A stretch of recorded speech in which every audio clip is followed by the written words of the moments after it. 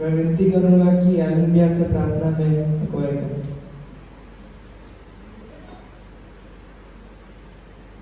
Hallelujah Jesus, thank you Lord. धन्यवाद धन्यवाद धन्यवाद धन्यवाद। सर्वशक्तिमान पिता परमेश्वर, बड़ी दीनता नम्रता के साथ एक बार फिर तेरी हुजूरी में हम अपने सरों को झुकाते हैं पिता परमेश्वर, तुझे धन्यवाद देते हैं सुंदर समय के पिता परमेश्वर। प्रतिभोर आपने हमें उठाया है पिता परमेश्वर, अपने कार्य जलाल और महिमा के आप हमें इस्तेमाल कर रहे हैं पिता परमेश्वर, इसलिए हम आपको धन्यवाद करते हैं पिता परमेश्वर। इस समय पिता परमेश्वर हम तेरे चरणों में आते हैं राजा पिता परमेश्वर, हम तुझसे प्रार्थना करते हैं पिता परमेश्वर। पिता परमेश्वर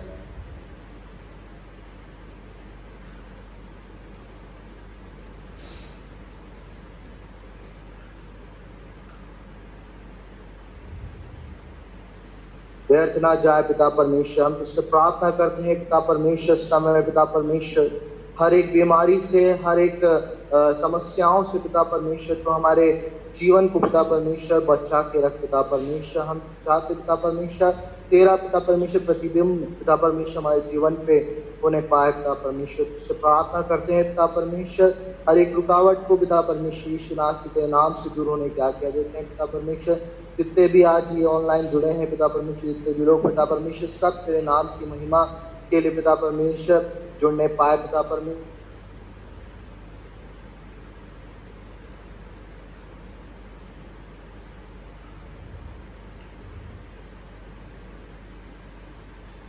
आगे जब हम वचन की सेवकाई में जाना चाहते हैं उसमें भी तो हमारी सहायता मदद कर। न मैं प्रार्थना को सुना तेरा धन्यवाद देते हैं, छोटी सी प्रार्थना को तेरे प्रिय पुत्र हमारे प्यारे प्रभु यीशु मसीह के नाम से मांगते हैं, आमीन। सबको फिर से जय मसीह की और आए परमेश्वर का वचन पढ़ेंगे। एंड सब निकाले भजन संहिता 46, Psalms 46। सब अपने आयन सब अपने स्थानों में खड़े हो जाए और आयन सब निकालेंगे भजन संहिता 46, Psalms 46। एक पद मैं पढ़ूंगा, दूसरा पद आप पढ़ेंगे और ऐसे करके हम बारी बारी से पढ़ेंगे और आखिरी पद आप सब मिलकर पढ़ेंगे। Psalms 46 भजन संहिता 46। परमेश्वर हमारा शरण स्थान और बल है, संकट में अति सहज से मिलने वाला सहायक।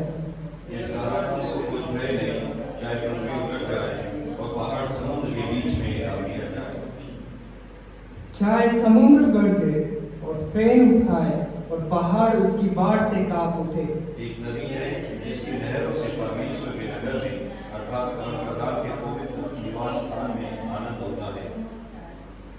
परमेश्वर उस नगर के बीच में है, वे कभी टलने का नहीं। वो फटते ही परमेश्वर उसकी सहायता करता है। जाति जाति के लोग चिल्ला उठे, राज राज के लोग घबराने लगे, वो बोल उठा और पृथ्वी पिघल गई।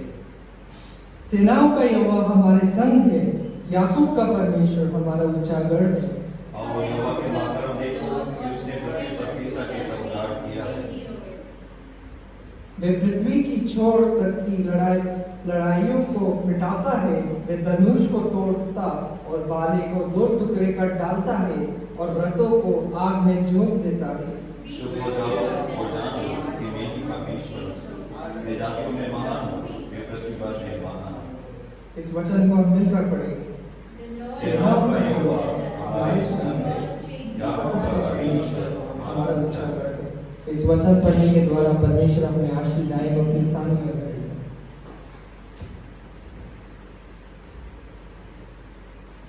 हम परमेश्वर का धन्यवाद करते हैं कि सुंदर समय के लिए जो प्रभु ने हमारे जीवन में दिखाया है, और जिस रीति से भजन संहिता उसका 46 उसका पहली पद में लिखा गया है, क्योंकि परमेश्वर हमारा संस्थान और बल है, संकट में अति सहज से मिलने वाला सहायक।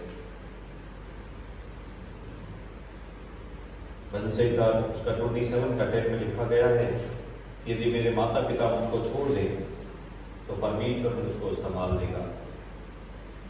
और एक ऐसा परमेश्वर जो हमको अति सहज में मिलने वाला सहायक है, एक ऐसा परमेश्वर जो हमसे प्रेम करने वाला है, ऐसा परमेश्वर जिसने हमसे एक सच्चा प्रेम किया है प्रियो। और उस महान प्रेम के लिए, उस सच्चे प्रेम के लिए आज हम लोग यहाँ पर भी इकट्ठे हुए हैं। परमेश्वर ने हमको एक मौका दिया है, ये दिन दिखाया है, ताकि हम उसकी मेज के चारों तरफ इकट्ठे हो जाएं। और वचन में लिखा गया है कि परमेश्वर हमारा शरण स्थान, एक ऐसा स्थान जहां पर कोई भी व्यक्ति जाना चाहे, शरण पाने के लिए वो जा सकता है। क्योंकि परमेश्वर का वचन कहता है कि परमेश्वर ने जगत से ऐसा प्रेम किया, उसने इस संसार के प्रत्येक लोगों से ऐसा प्रेम किया, और उसके प्रेम के कारण आज आप और मैं आज परमेश्वर के चरणों पर बैठकर हम परमेश्वर की आराधना को कर पा रहे हैं। एक ऐसा स्थान उसने हमारे लिए दे दिया कि हम उसके चरणों पर बैठकर हम उसकी स्तुति, उसकी आराधना को कर सके। हमारी निर्बलताओं में, हमारी कमजोरियों में जब हम लोग बिल्कुल निस्सहाय हो जाते हैं, उस समय बल को देने वाला आपका और मेरा परमेश्वर हमारे साथ है। और इसमें लिखा है 7वें पद में, सेनाओं का यहोवा हमारे संग है, याकूब का परमेश्वर हमारा ऊंचा गढ़ है। परमेश्वर का वचन कहता है कि वो तो कभी ना हमको ना तो छोड़ेगा और ना कभी त्यागेगा। और जब हम अपने पापों की दलदल में फंसे हुए थे, जब हम लोगों ने अपने अपने रास्तों को अपने अनुसार चुन लिया था, हमको कोई संभालने वाला नहीं था, हमको कोई देखभाल करने वाला नहीं था, उस समय भी परमेश्वर हमारे संग में रहा। उस समय भी परमेश्वर ने आपसे और मुझसे ऐसा प्रेम किया कि उसने अपने इकलौते पुत्र को इस संसार में दे दिया और हमको उस पाप की दलदल में से उसने निकाल लिया। और ये रोटी और ये प्याला बताता है उस महान प्रेम के बारे में कि किस रीति से परमेश्वर पिता ने आपसे और मुझसे प्रेम करके अपने इकलौते पुत्र प्रभु यीशु मसीह को इस संसार में भेजकर उस कलवरी क्रूस के ऊपर अपनी प्रभु यीशु मसीह ने अपने शरीर को तोड़ दिया और अपने लहू को बहाया। अब आइए उस महान प्रेम के लिए हम परमेश्वर का धन्यवाद करें। जब हम परमेश्वर के स्थान में आए हुए हैं, जब परमेश्वर हमको जो बल देता है और परमेश्वर का वचन कहता है कि वो हमारे संग है, तो आइए कुछ समय हम उसके चरणों पर आ जाएं, हम अपने जीवन को प्रभु के हाथों में सौंपें। उस स्थान के लिए परमेश्वर का धन्यवाद करें, उस बल के लिए परमेश्वर का धन्यवाद करें, उस महान प्रेम के लिए परमेश्वर का धन्यवाद करें जो इमेज हमको बताती है उस महान प्रेम के बारे में। इसमें से भागीदार होने से पहले आइए हम अपने जीवन को प्रभु के हाथों में समर्पित करें, उसके बाद हम प्रभु भोज में से भागीदार होंगे।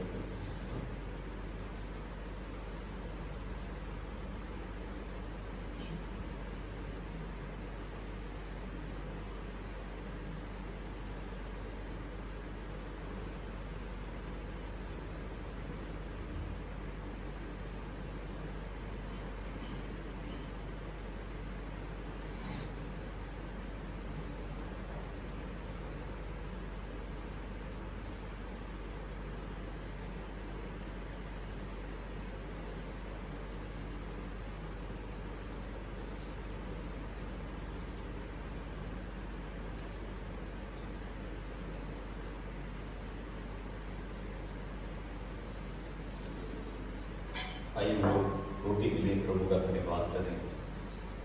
पिताजी, हम आपका धन्यवाद देते हैं इस सुंदर समय के लिए। हम धन्यवाद देते हैं आपकी दया, आपकी करुणा और आपके अनुग्रह के लिए। हम धन्यवाद देते हैं पिताजी कि आपने हमको इस सुंदर मौका दिया ताकि आज हम आपके चरणों पर आ सकें और हमको एक ऐसा स्थान दिखाया प्रभु जी, ताकि हम आपके स्थान में आकर प्रभु आपके चरणों पर आकर आपकी इस पवित्र बीज में से भागीदार हो सके। हम धन्यवाद देते हैं आपके पिताजी उस महान प्रेम के लिए और आपके पुत्र प्रभु यीशु मसीह के लिए जिन्होंने अपने कीमती शरीर को उस कलवरी क्रूस के ऊपर तोड़ दिया। हमारे पापों के लिए, हमारे अधर्मों के कारण वो कुचला गया, वो मारा गया। जब हम इसमें से भागीदार होते हैं प्रभु जी, हम आपको कोटि कोटि नमन करते हैं, हम आपका धन्यवाद देते हैं। हर एक आदर महिमा सब आपकी है। सब कुछ प्रभु यीशु मसीह के नाम से हम मांगते हैं, सुन और कबूल कर पिता, आमीन। उस रात को प्रभु यीशु मसीह के पकाए जाने से पहले प्रभु ने रोटी लिया और प्रभु ने अपने चेलों को दिया। प्रभु ने कहा कि मेरा शरीर है जो तुम्हारे पापों के लिए तोड़ दिया जाता है, और उन्होंने कहा कि जब तक मैं नहीं आऊं तुम इसमें से ऐसा ही किया करो।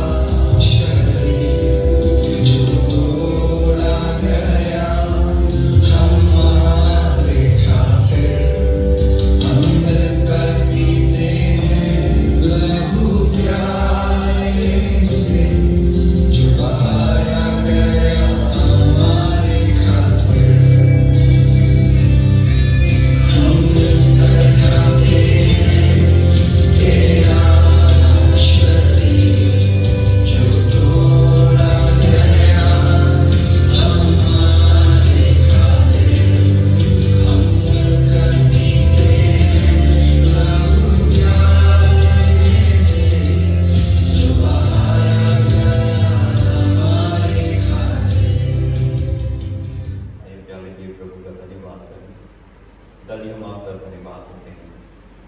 हम धन्यवाद देते हैं प्रभु जी, इस रोटी में से आपने भागीदार होने की मदद किया, जो आपका कीमती शरीर उस कलवरी क्रूस के ऊपर 2020 साल पहले हमारे पापों और अधर्मों की क्षमा के लिए तोड़ दिया गया। हम प्रार्थना करते हैं प्रभु जी, जब हम इस प्याले में से भागीदार होते हैं जो आपके लहू को दर्शाता है और जो हमारे पापों के लिए अधर्मों के लिए उस कलवरी क्रूस के ऊपर 2020 साल पहले बहा दिया गया।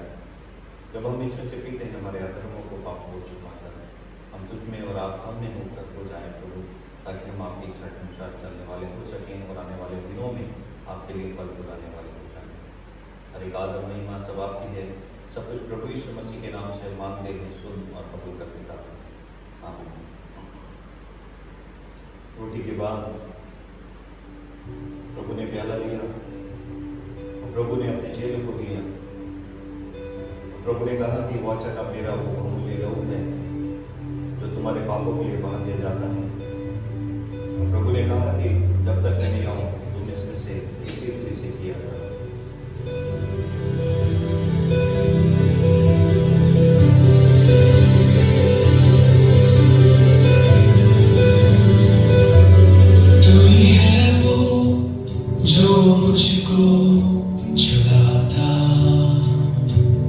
तू ही है वो जो मुझको संभालता,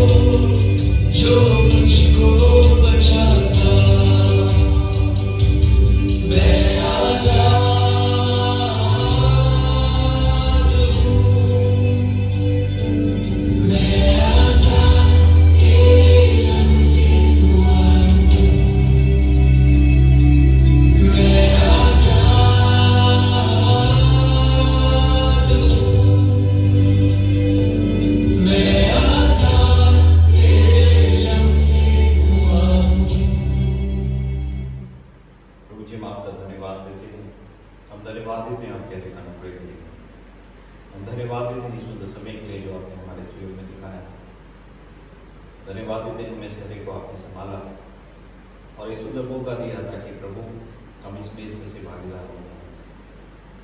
हम धन्यवाद देते हैं आपके महान प्रेम के लिए जो हमको हर समय बाधित करता है ताकि हम आपके चरणों पर आकर आपकी स्तुति, आपकी प्रशंसा और आपकी आराधना को कर सकें।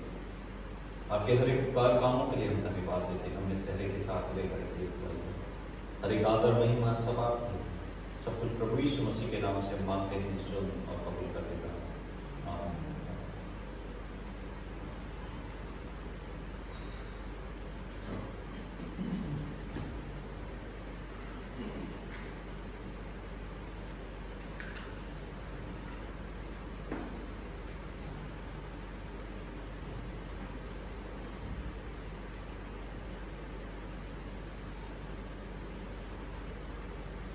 सभी को जय मसीह की और प्रभु का हम लोग धन्यवाद करते हैं प्रभु की हर एक आशीर्वाद के लिए जो प्रभु ने हमारे जीवन में दिखाया है। और पिछले समय में हमें से हर एक को प्रभु ने सुरक्षा प्रदान किया, हमारी हर एक जरूरतों को प्रभु ने समय समय पर पूरा किया है, इसलिए हम प्रभु का हम लोग धन्यवाद करते हैं। और एक और दिन हमारे जीवन में दिखाया प्रभु ने कि सप्ताह के पहले दिन में हम परमेश्वर के चरणों पर आ सके और परमेश्वर की आराधना को कर सके। खास तौर से हम लोग पास्टर रोनजान जो लास्ट वीक थर्सडे को जिन्होंने परमेश्वर के वचन में से हमको बताया था, उस समय उनकी तबीयत सही नहीं थी और वो बुखार में थे। हम लोग प्रार्थना करें, खास तौर से प्रभु के दास पास्टर रोनजान के लिए हम लोग विशेष करके प्रार्थना करें कि प्रभु उनको छुए और चंगाई दे। और उनको बुखार है पिछले 2 दिनों से और हम लोग विशेष करके उनके लिए भी प्रार्थना करें। और खास तौर से हम लोग प्रार्थना करें इस थर्सडे की जो कॉटेज मीटिंग हमारी 7:30 को होती है, उसमें झारखंड पाकुड़ से परमेश्वर के दास पास्टर एलेक्सान परमेश्वर के वचन में से शेयर करेंगे थर्सडे के दिन, कॉटेज मीटिंग के दिन में। तो हम लोग थर्सडे को भी हम लोग याद रखते हैं। फ्राइडे को हमारी फास्टिंग प्रेयर कंटिन्यू जो शाम को होती है, उसके लिए भी हम लोग तैयार हो जाएं, प्रभु में बढ़ते हुए चले जाएं। आराधना का समय सुबह 10 से 12 बजे तक होता है और जब तक हम परमेश्वर के भवन में आपस में मिल नहीं पा रहे तब तक हम लोग इसी ऑनलाइन के द्वारा हम लोग परमेश्वर की आराधना को करते रहेंगे और परमेश्वर हमें से हर एक को संभाले, हर एक की अगुवाई करे। और वचन में जाने से पहले मैं भाई जोसेफ से विनती करूंगा कि प्रार्थना में अगुवाई करें, उसके बाद हम लोग वचन में जाएंगे।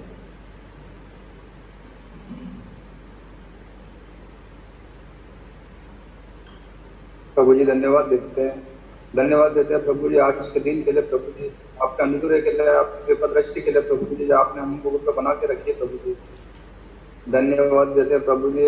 सप्ताह का पहला दिन प्रभु जी आपने हमारे को दिखाया है प्रभु जी, इस दिन के अंदर प्रभु जी दिन की शुरुआत में प्रभु जी हम आपकी आराधना, आपकी स्तुति कर सके प्रभु जी। आपने हमारे को योग्य समझा प्रभु जी कि हम सब इकट्ठे होकर प्रभु जी आपकी आराधना और स्तुति कर सके प्रभु जी। हम शारीरिक रीति से प्रभु जी आपके भवन में नहीं आ सके प्रभु जी, तो प्रभु जी हम आत्मिक रीति से प्रभु जी एक मन होकर प्रभु जी प्रार्थना करते हैं प्रभु जी। आपका वचन कहता है जहाँ 2 या 3 जन मेरा नाम से इकट्ठे होते हैं, मैं उनके बीच में उपस्थित रहता हूँ प्रभु जी। हमारा विश्वास है प्रभु जी आपका पवित्र आत्मा का साया हम सब लोगों के साथ है प्रभु जी। प्रभु जी विशेष करके प्रार्थना करते हैं आपके दास के लिए प्रभु जी, जो हमसे दूर है प्रभु जी, जिनका स्वास्थ्य सही नहीं है प्रभु जी शरीर को बनाने वाले आप है प्रभु जी, इनके अंदर क्या प्रॉब्लम है प्रभु जी, क्या समस्या है, इनके स्वास्थ्य के अंदर क्या हुआ प्रभु जी को आप जानते हैं। आप शरीर को प्रभु जी बनाने वाले हैं, उसको चंगा करने वाले आप ही है प्रभु जी। अपना अपना बहुमूल्य लहू प्रभु जी बहाया ताकि हम चंगे हो जाए प्रभु जी।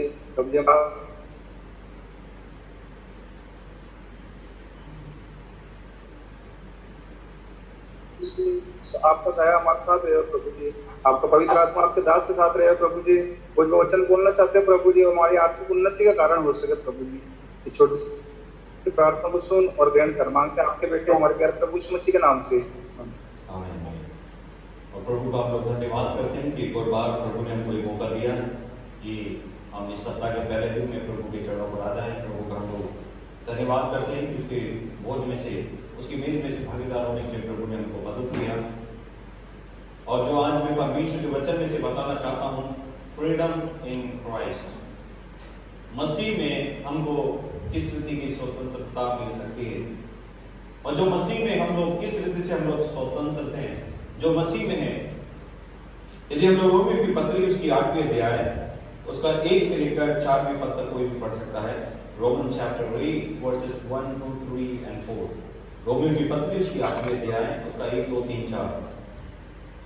अतः अब जो मसीह यीशु में है उन पर दंड की आज्ञा नहीं, क्योंकि वे शरीर के अनुसार नहीं वरन आत्मा के अनुसार चलते हैं।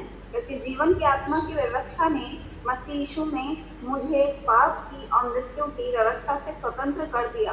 क्योंकि जो काम व्यवस्था शरीर के कारण दुर्बल होकर न कर सकी, उसको परमेश्वर ने किया, अर्थात अपने ही पुत्र को पाप में शरीर की समानता में और पाप बलि होने के लिए भेजकर शरीर में पाप और दंड की आज्ञा दी, इसलिए कि व्यवस्था की विधि हम में जो शरीर के अनुसार नहीं वरन आत्मा के अनुसार चलते हैं पूरी की जाए। और इसमें परमेश्वर का वचन इस रीति से कहता है कि जो अब मसीह यीशु में है, सबसे पहली बात क्या है कि यदि स्वतंत्रता अलग अलग रीति से लोग पाने के लिए अलग अलग रीति के कामों को करते हैं। हमारा देश 15 अगस्त 1947 को आजाद हुआ और हम लोगों को ब्रिटिश से हम लोगों को स्वतंत्रता मिली। अभी हम लोग कंटिन्यू प्रार्थना कर रहे हैं और स्ट्रगल भी कर रहे हैं। हमारा देश हो गया या पूरा संसार हो गया कोरोना वायरस से, ताकि हमारी प्रार्थना यही है कि परमेश्वर इस कोरोना से इस संसार के प्रत्येक लोगों को तो स्वतंत्र कर। लेकिन इन गंभीर बीमारियों से, कोरोना से भी भयानक एक कोरोना छोटा सा जो वायरस है उसने पूरे संसार को रोक दिया, लेकिन उससे भी भयानक जो वायरस या जो चीज है और कुछ नहीं है, वो क्या है? पाप है प्रियो। और सबसे बड़ी बात क्या है? पाप से भी खतरनाक जो चीज है वो पाप की दंड जो हमको मिलने वाला था, उसके बारे में परमेश्वर का वचन यहां पर कहता है। यदि हम लोग पापों में रहते, पापों की दलदल में बसे हुए रहते और पापों के अनुसार हम लोग एक भटकी हुई भेड़ के समान पापों में ही लोलीन रहते, तो हमारे ऊपर किस रीति का दंड हमारे ऊपर थोपा गया था या हमारे लिए तैयार था, उस नरक की मृत्यु का। और मैंने पहले भी आपको बताया 5 बातें नरक के बारे में कि किस रीति की भयानक वो मृत्यु है या किस रीति की पीड़ा है। पिछले हफ्ते हम लोगों ने देखा पीड़ाओं के बारे में, और इस रीति की आग के बारे में जो कभी खत्म नहीं होती। लेकिन हम परमेश्वर का धन्यवाद करते हैं कि जो मसीह यीशु में है वो नई सृष्टि है और पुरानी बातें बीत गई है। और आज परमेश्वर का वचन कहता है कि अतः अब जो मसीह यीशु में उन पर दंड की आज्ञा नहीं, जो मसीह यीशु में जिन्होंने अपने पापों को मान लिया, प्रभु यीशु मसीह को अपने उद्धारकर्ता करके ग्रहण कर लिया है, उनके ऊपर आज जो खुशखबरी है वचन के अनुसार दंड की आज्ञा नहीं है प्रियो। और भजन संहिता 103 उसकी 12वीं पद क्या कहती है? भजन संहिता 103 उसका 12। कोई भी पढ़े Psalm 103 verses 12। उद्याचल चर्च से जितनी दूर है उसने हमारे अपराधों को हमसे उतनी ही दूर कर दिया है। कितनी बढ़िया बात है। जब हम रोमियो की पत्री में इस रीति से देख रहे हैं कि दंड की आज्ञा नहीं है, तो परमेश्वर का वचन पुराने नियम भजन संहिता में इस रीति से कहता है कि उद्याचल से लेकर हस्ताचल तक जितनी दूर है, साफ शब्दों में यह है कि हम लोग उसकी दूरी को नाप नहीं सकते। दूसरे शब्दों में यह है कि परमेश्वर ने हमारे पापों को इतनी दूर कर दिया है कि यदि हम लोग उसको ढूंढना भी चाहें, यदि उसको खोजना भी चाहें, तो हम लोग पा नहीं सकते। कितनी बढ़िया बात है, कितनी बढ़िया स्वतंत्रता हमको प्रभु यीशु मसीह ने हमको हमारे पापों से दी है। प्रियो, 2020 साल पहले आज अभी हम लोगों ने परमेश्वर की मेज में से भागीदार हुए। मैंने पहले भी कहा कि मेज आराधना के लिए बहुत जरूरी है, क्योंकि प्रभु यीशु मसीह ने कहा है कि तुम मेरी मृत्यु को हर समय स्मरण करो। और जब हम आराधना करने के लिए आए हैं, परमेश्वर की मृत्यु को हम लोगों ने स्मरण किया है इस रोटी और प्याले में से भागीदार होने के द्वारा, तो उसके साथ में परमेश्वर हमको बताता है, परमेश्वर का वचन हमको बताता है कि हम लोग अपने पापों से आजाद हो गए, स्वतंत्र हो गए उन लोगों के लिए जो मसीह यीशु में है। हम देखें 8वें अध्याय की रोमियो की पत्री, उसकी 8वें अध्याय की दूसरी पद हम लोग दोबारा पढ़ें। हम लोग वचन में से पढ़ेंगे आज, और रोमियो की पत्री 8वें अध्याय की दूसरी पद। क्योंकि जीवन की आत्मा की व्यवस्था ने मसीह यीशु में मुझे पाप की और मृत्यु की व्यवस्था से स्वतंत्र कर दिया। लेकिन अब देखना है इस बात का, एक मैं कहानी बताऊंगा, उसके बाद में आपको मालूम चलेगा। कहानी नहीं, एक सपोज मान लीजिए एक घर की स्त्री ने अपने परिवार को खाना खिलाया, और खाना खिलाने के बाद में, ब्रेकफास्ट करने के बाद में, उस स्त्री ने एक चिकन को लिया और चिकन को क्या किया, ओवन में रोस्ट करने के लिए डाल दिया। और जब वो ओवन में रोस्ट करने के लिए उसने डाला, क्योंकि लंच के लिए, आज सुनना इस चीज को, जैसे ही उसने ओवन में रोस्ट करने के लिए डाला, तो उसके बाद में उसको एक फोन आया, और फोन आने के बाद में, फोन किसका आया, उसको एक फोन आया, और जो कम्युनिटी जो इस रीति से कोई बात करने के लिए, जो लंबी लंबी बातें करते हैं, मतलब अपनी कंपनियों के बारे में बताने के लिए, तो जैसे ही उसने फोन को उठाया, फोन उठाने के बाद में उसने बोला कि आपको मालूम है कि ये क्या है? तो उसने बोला क्या है, मेरे को नहीं मालूम। इस रीति से उस बात को, किसी कंपनी की प्रोडक्ट को जानने के कारण वो उस फोन में स्त्री इतनी बिजी हो गई कि वो भूल गई कि उसने ओवन में कुछ रखा हुआ है। और बात करते करते एकदम से उसको एक स्मेल आती है कुछ जलने की, और दौड़कर वो उस फोन वाले को बोलती है कि मैं थोड़ा फोन रखती हूँ थोड़ी देर के लिए। और क्योंकि कुछ किचन में जल रहा है। वो दौड़कर जब किचन में जाती है तो देखती है कि उसने जो चिकन जो उसने रोस्ट करने के लिए ओवन में रखा था, वो पूरी रीति से जल जाता है।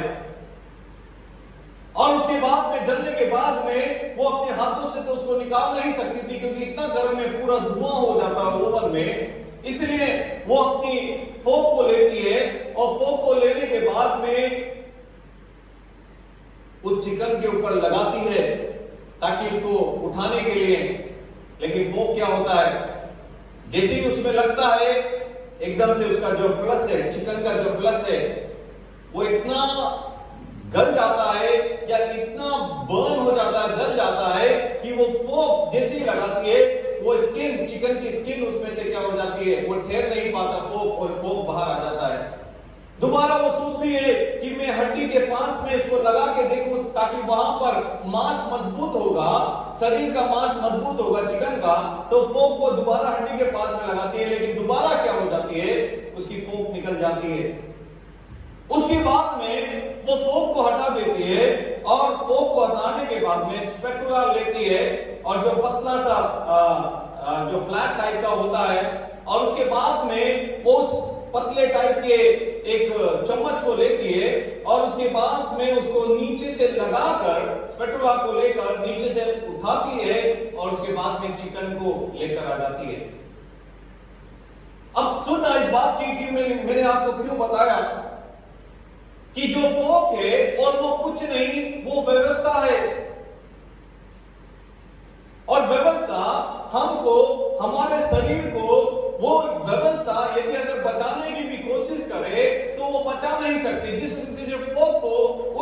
शरीर में घुसाया गया चिकन के, ताकि उसको उस ओवन में से निकाल दे, उस जलती हुई उस तापमान से निकाल दे, तो व्यवस्था ने हमको पूरी कोशिश किया कि हम जब हम लोग ओवन जो एक पाप को दर्शाता है, जब हम लोग उसके अंदर पड़े हुए थे, तो उस फोक के अनुसार जो व्यवस्था जिसको दर्शाती है, फोक के बारे में दर्शाती है, वो हमको उस ओवन से निकाल नहीं पा रही थी।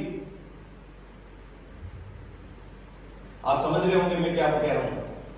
लेकिन उसके बाद में जब व्यवस्था हमको उस जलती हुई आग में से, उस पाप की दलदल में से जब हमको निकाल नहीं पाई, उस समय हमारे जीवन में किसी चीज की जरूरत पड़ी, जिसने क्या किया, उस हमको पूरा ही उठाकर नीचे से सपोर्ट कर क्या किया, उस ओवन में से निकाल दिया। और वो कोई नहीं, वो प्रभु यीशु मसीह ने उस रीति का हमारे जीवन में किया है प्रियो। और इसलिए दूसरी पद में लिखा गया है, क्योंकि जीवन की आत्मा की व्यवस्था ने मसीह यीशु में मुझे पाप की और मृत्यु की व्यवस्था से क्या कर दिया, स्वतंत्र कर दिया। वो सबसे बड़ी बात क्या है कि जिस व्यवस्था में मैं बाधित था, जिस व्यवस्था में मैं चारों तरफ से घिरा हुआ था, और परमेश्वर की आत्मा जो पवित्र आत्मा ने मुझको उस व्यवस्था के अधीन से और पाप के अधीन से मुझको स्वतंत्र कर दिया है प्रियो। और रोमियो की पत्री की 7वें अध्याय के 18वीं पद क्या कहती है, रोमन चैप्टर 7 वर्सेस 18, रोमियो 7:18।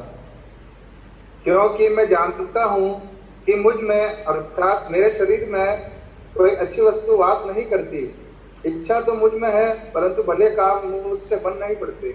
यदि मैं मेरे शरीर के अनुसार, यदि मैं मेरे जीवन को यापन करूं, यदि मैं मेरी इच्छा के अनुसार अपने जीवन को आगे बढ़ाने की कोशिश करूं, तो यहां पर परमेश्वर का वचन इस रीति से कहता है कि वो संभव नहीं है।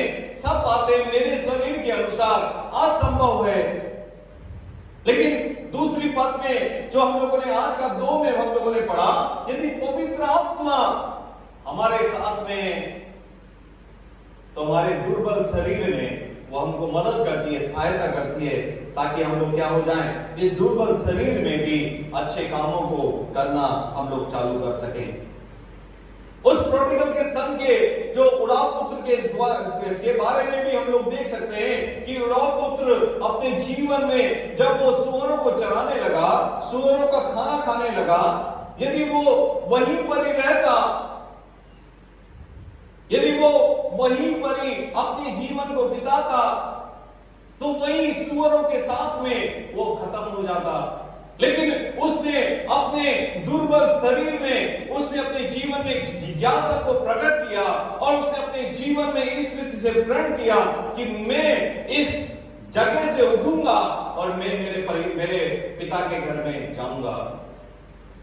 प्रियो, यदि हम लोग शरीर के अनुसार यदि हम लोग चलेंगे, सुबह सुबह यदि हम लोगों ने निर्णय किया है कि सुबह हम लोग प्रार्थना करें, यदि हम लोगों ने निर्णय किया है कि सुबह ही हम लोग परमेश्वर का वचन पढ़ें, यदि हम शरीर के अनुसार चलेंगे, तो शरीर हमको इस रीति से हमको मदद नहीं करता, हमको एक आलस को लेकर आ जाता है कि हम लोग क्या करें, वचन को या परमेश्वर की प्रार्थना करने से हम लोग क्या हो जाते हैं, वंचित हो जाते हैं। लेकिन जब पवित्र आत्मा इस शरीर के अंदर निवास करता है, जब परमेश्वर का आत्मा इस शरीर के अंदर रहता है, तो हमको वो विवश करता है के लिए, प्रार्थना करने के लिए और परमेश्वर के वचन को पढ़ने के लिए। इसलिए इसमें लिखा गया है कि अब जो मसीह यीशु में है उन पर दंड की आज्ञा नहीं। परमेश्वर का वचन कहता है कि अब जो मसीह यीशु में है वो एक नई सृष्टि है। नई सृष्टि का मतलब क्या है कि तुम्हारा शरीर निर्बल हो जाएगा, तुम्हारा शरीर हो सकता है कि निर्बल होगा, या हो सकता है कि तुम्हारा शरीर इस रीति का मतलब मजबूत नहीं होगा, कमजोर होगा। लेकिन जब हम अपने जीवन में परमेश्वर के हाथों में सौंप देते हैं, जब मसीह यीशु हमारे अंदर निवास करता है, तो हमारी निर्बलताओं में वो क्या करता है, बल को देता है। और वही हम लोगों ने भजन संहिता 46 का पहले पद में पढ़ा कि परमेश्वर मेरा संस्थान है और मेरा बल है, वो हमको मौका देता है, हमको मजबूत करता है, हमको बल देता है ताकि हम लोग क्या हो जाएं, हम परमेश्वर में बढ़ते हुए चले जाएं। और यूहन्ना की पत्री उसकी पहली अध्याय उसकी 29वीं पद क्या कहती है? जॉन चैप्टर 1 वर्सेस 29, मसीह यीशु में होने के लिए यूहन्ना 1:29। दूसरे दिन उसने यीशु को अपनी ओर आते देखकर कहा, देखो यह परमेश्वर का मेमना है जो जगत का पाप उठा ले जाता है। और उसमें लिखा गया है कि देखो ये परमेश्वर का मेमना है जो जगत के पाप को उठा के लेके जाता है। यदि हम लोग मसीह यीशु में हैं तो हमारे पाप क्या हो गए? उठा लिए गए, ये हमसे दूर कर दिए गए। क्योंकि परमेश्वर का वचन कहता है कि वो प्रभु यीशु मसीह हम इस जगत के हर एक पापों को क्या करता है? उठा के लेके जाता है। और यूहन्ना 3:6 क्या कहता है? यूहन्ना 3:6, क्योंकि जो शरीर से जन्मा है वह शरीर है और जो आत्मा से जन्मा है वह आत्मा है। अब देखो ध्यान से सुनना, क्योंकि जो शरीर से जन्मा है वो शरीर है और जो आत्मा से जन्मा है वो आत्मा है। एक बार निकोदेमुस के बारे में हम लोग देख सकते हैं कि एक बार हम में से प्रत्येक लोगों ने शरीर में हम लोगों ने इस जगत में जन्म को लिया, लेकिन दूसरा जन्म हमको आत्मा में हम लोगों ने लिया है प्रियों। और जब हमने पवित्र आत्मा के द्वारा, सहायता के द्वारा, पिता पुत्र और पवित्र आत्मा के नाम से जब हम लोगों ने बैप्टिज्म लिया है तो हम लोग क्या हो गए? उस शरीर की निर्बलताओं से, उस शरीर की कमजोरियों से, उस शरीर के चीजों से हम लोग स्वतंत्र हो गए और हम लोगों ने मसीह यीशु में हम लोग हो गए। इसलिए रोमियो 6 अध्याय उसकी 15वीं पद भी क्या कहती है? Romeo 6:15, Roman chapter 6 versus 15। तो क्या हुआ? क्या हम इसलिए पाप करें कि हम व्यवस्था के अधीन नहीं वरन अनुग्रह के अधीन हैं? कदापि नहीं। देखो मैंने आपको बताया कि एक बार हम लोगों ने इस जगत में शरीर से हम लोगों ने जन्म को लिया और दूसरी बार निकोदेमुस को जब प्रभु यीशु मसीह से उसने पूछा तो वहां पर प्रभु कहता है कि आत्मा से जन्म लेने के बारे में और नई रीति से एक जन्म लेने के बारे में। और हमने बैप्टिज्म जब लिया पिता पुत्र और पवित्र आत्मा के नाम से हम लोगों ने बैप्टिज्म लिया, तो अब यह सवाल उठता है कि जब मसीह यीशु में हम लोग आ गए, मसीह के परिवार में हम लोग शामिल हो गए, तो क्या हम लोग पाप करते रहेंगे? जब हम लोग उस जो वो व्यवस्था थी जो हमको उस ओवन में से निकाल नहीं पा रही थी, लेकिन वो जब परमेश्वर की पवित्र आत्मा ने हमको उस दर्द की आग से और प्रभु यीशु मसीह के कारण हम जब उस ओवन में से हमको पूरा ही निकाल दिया गया, क्या हम लोग दोबारा कोशिश करते हैं कि दोबारा उस आग में जाने की कोशिश करते हैं? क्या प्रियो, ऐसा नहीं है। परमेश्वर का वचन कहता है हम लोग क्या करें?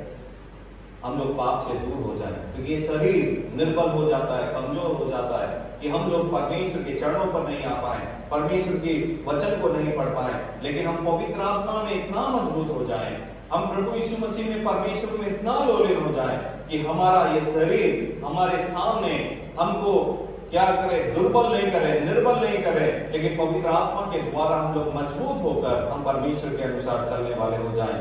इसलिए फिलिपियों की पत्री उसकी 3री अध्याय उसका 20 और 21 क्या कहता है? Philippian chapter 3 versus 20 and 21।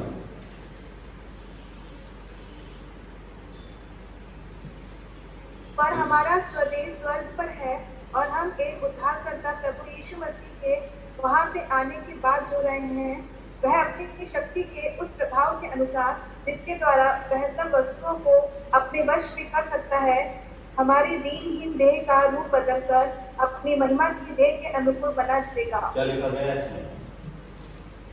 कि हमको ये शरीर जो मैं बात कर रहा हूं कि हमको स्वतंत्रता के बारे में, कि मसीह यीशु में फ्रीडम इन क्राइस्ट, मसीह में स्वतंत्रता के बारे में। और उसमें लिखा गया है कि दीनहीन देह को रूप बदलकर जब हम मसीह यीशु में आ जाएंगे तो हमारी ये दीनहीन जो देह है वो बदल जाएगी और महिमा की देह के अनुकूल हमको बना देगा। लेकिन कब? जो मसीह यीशु में है वो नई सृष्टि है, और उसका मतलब क्या है कि उसके बाद में हमने पहला जन्म शरीर के रूप में इस जगत में लिया। हमको इस जगत की नागरिकता थी, लेकिन जैसे ही हमने पवित्र आत्मा के नाम से और पिता पुत्र पवित्र आत्मा के नाम से हम लोगों ने बैप्टिज्म लिया, हमको इस संसार की नागरिकता हमारी खत्म हो गई और हमको कौन सी नागरिकता मिल गई? स्वर्ग की नागरिकता मिल गई। इसलिए लिखा गया है कि जब हमारा स्वदेश स्वर्ग पर है और हमें उद्धारकर्ता प्रभु यीशु मसीह के वहां जाने की, वहां आने की, वहां से आने की बाट जो रहे, वो अपनी शक्ति के उस प्रभाव के अनुसार जिसके द्वारा वो सब वस्तुओं को अपने वश में कर सकता है, हमारी दीनहीन देह का रूप बदलकर अपनी महिमा की देह के क्या करेगा? अनुकूल करेगा। न केवल उसने प्रभु यीशु मसीह ने 2020 साल पहले आपको और मेरे को स्वतंत्र करने के लिए, हमारे पापों से, हमारे अधर्मों से हमको स्वतंत्र करने के लिए, न केवल उसने उस कलवरी क्रूस के ऊपर अपने शरीर को तोड़ दिया, अपने लहू को बहाया, न केवल वो स्वर्गारोहण होने से पहले उसने पवित्र आत्मा को हमारे लिए सहायक के रूप में छोड़ के गया, लेकिन परमेश्वर का वचन कहता है कि वो दोबारा आएगा और इस संसार से क्या करेगा? हमको स्वतंत्र करेगा और हमको अपने साथ में लेके जाएगा।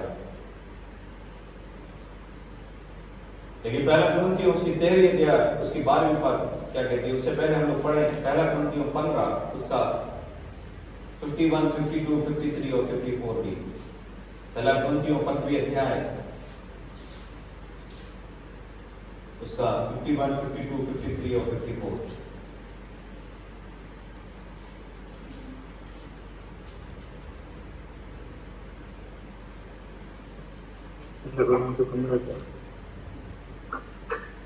पहला कुरिन्थियों 15वीं अध्याय उसका 51 से 54 तक कोई भी पढ़ सकते हैं। देखो मैं तुमसे भेद की बात कहता हूँ, हम सब नहीं सोएंगे परंतु सब बदल जाएंगे, और यह क्षण भर में पलक मारते ही अंतिम तुरही फूकते ही होगा, क्योंकि तुरही फूकी जाएगी और मुर्दे अविनाशी दशा में उठाए जाएंगे और हम बदल जाएंगे, क्योंकि अवश्य है कि यह नाशवान देह अविनाश को पहन ले और यह मरणहार देह अमरता को पहन ले। और जब यह नाशवान अविनाश को पहन लेगा और यह मरणहार अमरता को पहन लेगा, तब वह वचन जो लिखा है पूरा हो जाएगा, जय ने मृत्यु को निगल दिया। कितनी बड़ी बात है। मैंने आपको पहले भी बताया कि मसीह यीशु में स्वतंत्रता के बारे में हम लोग देख रहे हैं। तो न केवल हमको हमारे पापों से स्वतंत्रता मिली है, लेकिन जब हम लोग इसमें लिखा गया परमेश्वर का कि हम सब नहीं सोएंगे परंतु सब बदल जाएंगे, और ये नाशवान देह अविनाश को पहन लेगा और मरणहार देह अमरता को पहन लेगा, और हम लोग क्या करेंगे? एक दिन न केवल हमारे पापों से, न केवल हमारे अधर्मों से, लेकिन इस संसार के हर एक कामों से और ये निर्बल और बलहीन शरीर से, जिसके द्वारा हमारी अभिलाषाएं होती है, पाप होते हैं, अधर्म होते हैं, हम इनसे क्या हो जाएंगे? आजाद होकर हम अनंत काल के लिए परमेश्वर की स्तुति और परमेश्वर की आराधना को करते रहेंगे प्रियो। और पहला कुरिन्थियों 13वीं अध्याय की 12वीं पद भी हम लोग पढ़े। पहला कुरिन्थियों 13 का 12। अभी हमें दर्पण में धुंधला सा दिखाई देता है, परंतु उस समय आमने सामने देखेंगे। इस समय मेरा ज्ञान अधूरा है, परंतु उस समय ऐसी पूरी रीति से पहचानूंगा जैसे मैं पहचाना गया हूँ। और यहाँ पर लिखा गया है जो हम लोगों ने पढ़ा पहला कुरिन्थियों 15वीं अध्याय 51 से 54 को, उस अमरता को प्राप्त करने के लिए अभी हम लोग एक चीज को समझ नहीं पा रहे होंगे, हमको धुंधला धुंधला सा नजर आ रहा होगा, हम लोग इसको तरीके से हम लोग पहचान नहीं पा रहे होंगे। कभी किसी की बात को हम लोग सुनते हैं तो हम लोग सुनने के बाद में उस चीज को हम तरीके से हम लोग पहचान नहीं पाते, लेकिन हम लोग दिमाग लगा सकते हैं कि कैसा होगा। लेकिन जब हम लोग उस अमरता को प्राप्त कर लेंगे, उस अनंत काल के जीवन में जाएंगे हम लोग, और उसमें हम जब परमेश्वर के आमने सामने खड़े होंगे, उस समय में परमेश्वर का वचन क्या कहता है? इस समय तो मेरा ज्ञान अधूरा है, उस समय ऐसी पूरी रीति से पहचानूंगा जैसा मैं पहचाना गया हूं। उस समय हम लोग पहचान लेंगे कि स्वतंत्रता मसीह में क्या है। उस लाजर को वो बीमारी में पड़ा हुआ था, वो तकलीफ में पड़ा हुआ था, ये शरीर उसको दबाता रहा, उसको परेशान करता रहा, उसको तकलीफ में डालता रहा, लेकिन जैसे ही वो इस संसार को छोड़ के चला गया, क्योंकि उसकी नागरिकता स्वर्ग की थी, और उसके बाद में जैसे ही वो स्वर्ग में गया तब उसको मालूम चला कि असलियत क्या है, मसीह यीशु में होने का मतलब क्या है, मसीह यीशु में रहने का मतलब क्या है। वो जब लाजर इस संसार में था तो वो अपने जीवन में मसीह को ग्रहण करने के बाद भी, प्रार्थना करने के बाद भी वो इस बात को समझ नहीं पा रहा था कि स्वर्ग कैसी सुंदर जगह है। उसको भी धुंधला नजर आ रहा होगा, लेकिन अमीर आदमी के जीवन में जब वो इस शरीर में था, इस नाशवान शरीर के साथ में था, उसके पास में सब कुछ था, कोई कमी नहीं था, वो परमेश्वर को, उसको वो धुंधला भी नहीं देख पा रहा था, क्योंकि उसकी आंखें पूरी रीति से अंधी हो गई थी, क्योंकि उसने वो मसीह यीशु में नहीं था प्रिय, इसलिए वो देख नहीं पाया, उस धुंधला भी नहीं देख पाया। लेकिन लाजर उस धुंधले को देख पाया, और उसके बाद में जब जैसे ही वो अनंत काल के जीवन में उसने प्रवेश किया, उसने पूरे स्वर्ग को देखा, परमेश्वर को आमने सामने देखा, और उसको उसके बाद में उसके शरीर में कोई बीमारी नहीं आई, कोई परेशानी नहीं आई। लेकिन जो व्यक्ति इस संसार में था, धनवान व्यक्ति, उसके पैसों ने उसको अंधा कर दिया गया था, उसके पापों ने उसको अंधा कर दिया गया था, वो पर प्रभु यीशु मसीह को उसने ग्रहण नहीं किया, प्रभु यीशु मसीह के लिए उसने समय को नहीं बिताया, वो उस दंड की आज्ञा को, उसको नहीं मालूम था कि दंड की आज्ञा किस रीति की होगी। और वो जैसे हम लोगों ने रोमियो में पढ़ा कि जो मसीह यीशु में है उसको दंड की आज्ञा नहीं, वो लाजर मसीह यीशु में हो गया, इसलिए उसको दंड की आज्ञा नहीं मिली। लेकिन अमीर आदमी मसीह यीशु में नहीं हुआ, और जब वो नरक में गया तो उसको मालूम चला कि दंड की आज्ञा किस रीति की है। आज प्रिय हमको ये धुंधला सा नजर आ रहा होगा स्वर्ग कैसा है, लेकिन जब हम लोग आमने सामने खड़े होंगे तो कितनी सुंदर और अच्छी बात होगी। पहला यूहन्ना 3वीं अध्याय उसकी 2री पद भी हम लोग पढ़े, पहला यूहन्ना उसकी 3वीं अध्याय उसकी 2री पद, फर्स्ट जॉन चैप्टर 3 वर्सेस 2।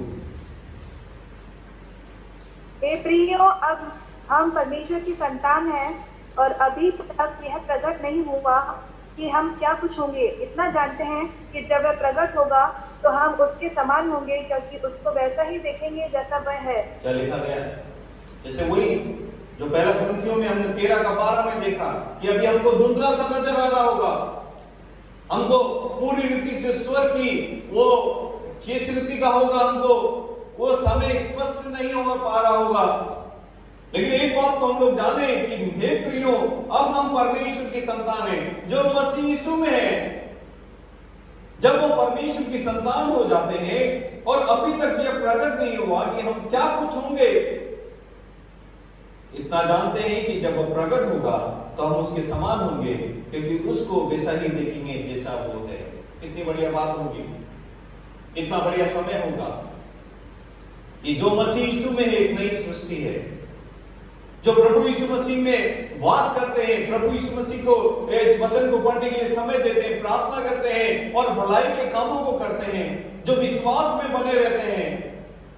एक दिन वो कितना अच्छा समय होगा जब प्रभु आएगा और हमको अपने साथ में लेके जाएगा। प्रियो,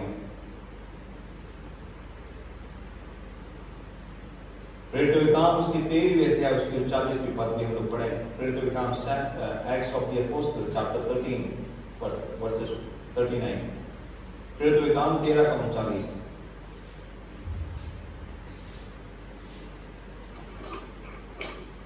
और जिन बातों में तुम मूसा की व्यवस्था के द्वारा निर्दोष नहीं ठहर सकते थे, उन्हीं सब में हर एक विश्वास करने वाला उसके द्वारा निर्दोष ठहरता है। और उसमें क्या लिखा गया है?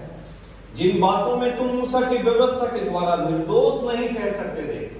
अब वही व्यवस्था आ गई जो मैंने फोक के बारे में बताया कि फोक उसको निकालने की कोशिश किया लेकिन उसको नहीं निकाल पाया। शुरुआत के मैंने बताया वो उसके कुछ मांस की पीस को निकाल के लेकर आया, हम लोग पुरानी व्यवस्था से हम लोग अपने जीवन में निर्दोष नहीं ठहर सकते थे।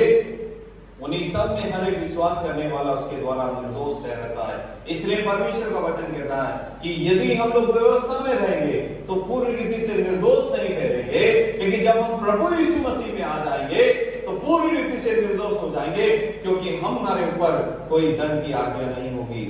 गलतियों उसकी 5वीं अध्याय उसकी पहली पद पढ़ के हम लोग समाप्त करेंगे। गलातियन चैप्टर 5 वर्सेस 1।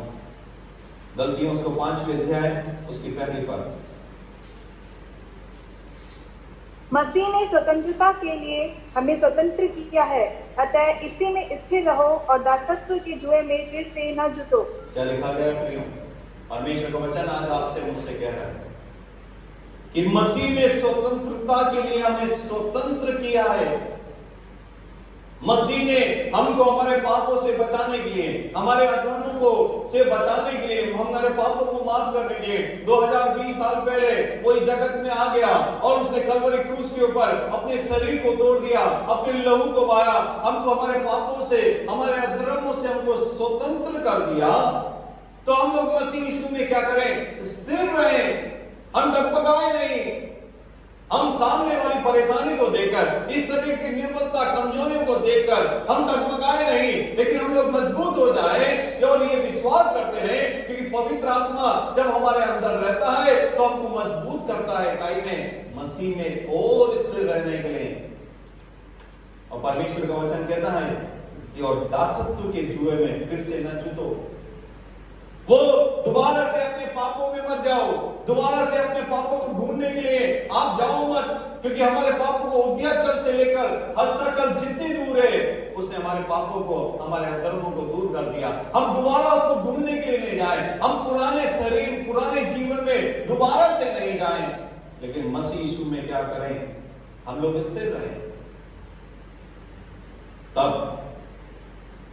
एक दिन जब वो आएगा, जो भी स्थिर होगा उसमें, जो अंतिम सांस तक विश्वास करेगा, उसी का उद्धार होगा। जो अंतिम समय तक मसीह में स्थिर रहेगा, उसी का उद्धार होगा प्रियो। और वचन कहता है कि वो कितनी अच्छी और कितनी बढ़िया समय होगा जब प्रभु यीशु मसीह आएगा और हमको उस अमरता के समय में, उस अनंतकाल के जीवन में हमको प्रवेश करेगा। हम लोग विश्वास में मजबूत रहें, हम डगमगाए नहीं। इस परेशानी को देखकर जो हमारे आसपास चल रही है, आर्थिक समस्या जो चल रही है, बीमारियां चल रही है, तकलीफें चल रही है, उसको देखकर हम डगमगाए नहीं, लेकिन हम स्थिर हो जाएं मसीह यीशु में, क्योंकि जो मसीह यीशु में, उसके ऊपर दंड की आज्ञा नहीं। आइए हम अपने सिरों को झुकाएं, अपनी आंखों को बंद करें। प्रभु, हम आपका धन्यवाद देते हैं इस सुंदर समय के लिए जो आपने हमारे जीवन में दिखाया है। हम धन्यवाद देते हैं आपके वचन के लिए। हम प्रार्थना कर रहे हैं प्रभु, करते हैं कि जो भी इस वचन को जिन्होंने सुना और सुन रहे हैं, हम प्रार्थना करते हैं हर एक को समाज, हर एक को सुरक्षा प्रदान करें, क्योंकि प्रभु हमको आने वाला जो समय है, हमारा अनंतकाल का जीवन है, अभी हमको धुंधला नजर आ रहा होगा, जैसे पहले कुरिन्थियों 13वें अध्याय में हम लोगों ने देखा। लेकिन जब हम आपके आमने सामने खड़े होंगे तो हमारा धुंधलापन बिल्कुल ही दूर हो जाएगा और हमको मालूम चलेगा कि हम किस रीति के अनंतकाल का जीवन हमारे लिए तैयार किया गया है और उन लोगों के लिए तैयार किया गया है जो आप में निवास करते हैं। प्रभु, हम लोग आनंदित थे, हम लोग प्रभु बहुत खुश हैं इस बात से कि हम आप में हैं और हमारे ऊपर दंड की आज्ञा नहीं है। तूने हमको स्वतंत्र कर दिया हमारे अधर्मों से, हमारे पापों से और उस जलती हुई नरक में से, उस पीड़ाओं से। प्रभु, हमारी मदद कर, हमारी सहायता कर, ताकि हम लोग हमारे अंतिम सांस तक हम आप में स्थिर रहें प्रभु, और तेरे आने की बाट हम लोग जोते रहें। और जो धन्य आशा तूने दी है कि तू आएगा और हमको अपने साथ में लेके जाएगा, उस अनंतकाल के जीवन में प्रवेश करवाएगा। प्रभु, हमारी मदद कर, हमारी सहायता कर, हमें से हर एक के साथ रहे। हर एक आदर, महिमा सब आपकी है।